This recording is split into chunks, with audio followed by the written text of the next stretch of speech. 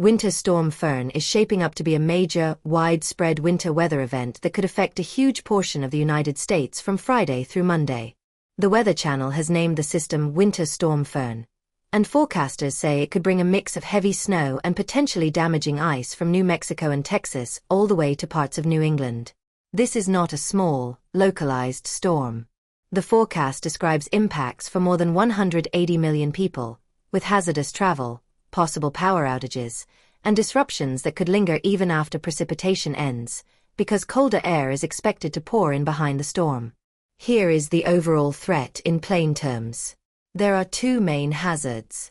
First, a broad corridor of freezing rain is expected in parts of the south, with enough ice accumulation to make roads hazardous or even impassable in places, and to load trees and power lines.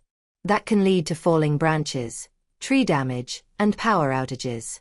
Second, a wide swath of accumulating snow is increasingly likely from the southern plains into the east, with the heavier snow potential rising for the northeast I-95 corridor, including areas from Washington, D.C. to Philadelphia, the New York City tri-state area, and into southern New England.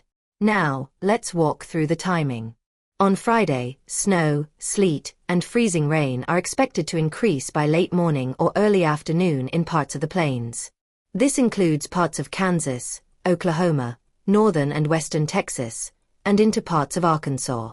Friday night, the wintry mix is expected to continue and shift farther south in the southern plains and the lower Mississippi Valley.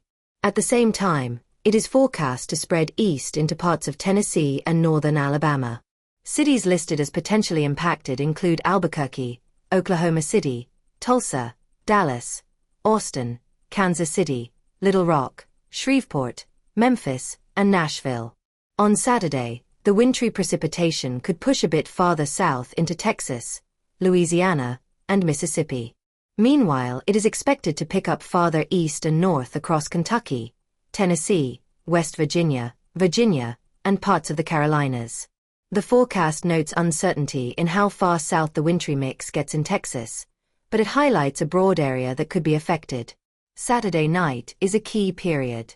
The forecast says the wintry mess may sag farther south toward parts of southeast Texas, southwestern Louisiana, central Mississippi, northeast Georgia, and South Carolina. At the same time, snow may spread into the mid-Atlantic and intensify, while continuing farther west into the mid-Mississippi Valley, the Ozarks, and parts of Oklahoma and Texas. Forecasters also note that newer model runs have pushed the northern edge of snowfall toward parts of the Great Lakes. By Sunday, wintry precipitation is expected to end in Texas, Oklahoma, and the lower Mississippi Valley by around midday. But it may persist from the Great Lakes through the Ohio Valley, into parts of Virginia and the Carolinas, and onward into the Northeast. The forecast notes that the Northeast is increasingly expected to see heavier snowfall. Snow and wind may continue in the Northeast Sunday night into Monday morning before ending. So, what does that mean for real-world impacts? Start with ice. The forecast shows significant ice accumulations across a broad swath of the South, from parts of Texas to the Carolinas. In these areas, ice is expected to make roads extremely dangerous. More importantly, it can accrete on trees and power lines, increasing the risk of tree damage and numerous power outages. A major complicating factor is that the forecast also expects colder air to surge in during and after the storm. If power outages occur in icy areas, the cold that follows can turn a short-term emergency into a longer, more dangerous situation. It is important to be clear about one uncertainty. The forecast emphasizes that there is significant uncertainty in how persistent freezing rain will be in any one location, and exactly where the dividing line sets up between plain rain and freezing rain, especially in parts of the southeast. A modest change in storm track or the northward reach of warmer air can shift the most severe icing corridor. Now, snow. Forecasters say it is still too early to lock in exact snowfall totals, but the signal for a broad swath of accumulating snow is strengthening. The higher-end snow potential is increasing for the northeast I-95 corridor, from Washington, D.C. to Philadelphia, the New York City region, and southern New England. That corridor is also where travel and airport disruption can be most severe, because of population density and major transportation hubs. The forecast specifically warns that significant flight delays and cancellations are likely, especially Sunday and possibly early Monday, at major East Coast airports. In parts of the South and the Appalachians, the combination of snow, sleet, and ice could make some roads impassable by the weekend.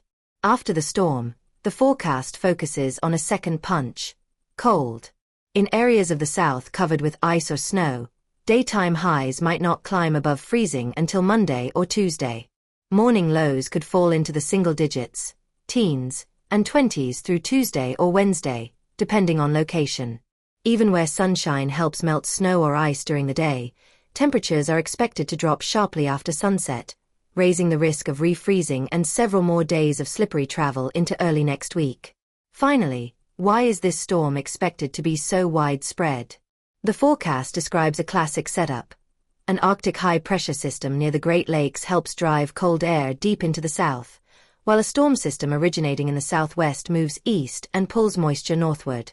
When that moisture overruns shallow cold air near the surface, it can generate a wide band of snow, sleet, and freezing rain. The storm is also expected to slow down, which can prolong impacts and worsen travel problems. If you are in the potential impact zone, the most practical guidance is straightforward.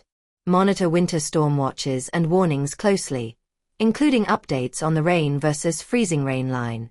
If you are in an area highlighted for significant ice, prepare for the possibility of power outages and difficult travel, and factor in the colder temperatures expected after the storm. If you are in the Mid-Atlantic or Northeast corridor, anticipate potential road and airport disruption from this weekend into early next week. Forecasts can shift, especially near the boundaries between snow, sleet, freezing rain, and rain, so check frequent updates from official alerts and trusted local forecasts as the storm approaches.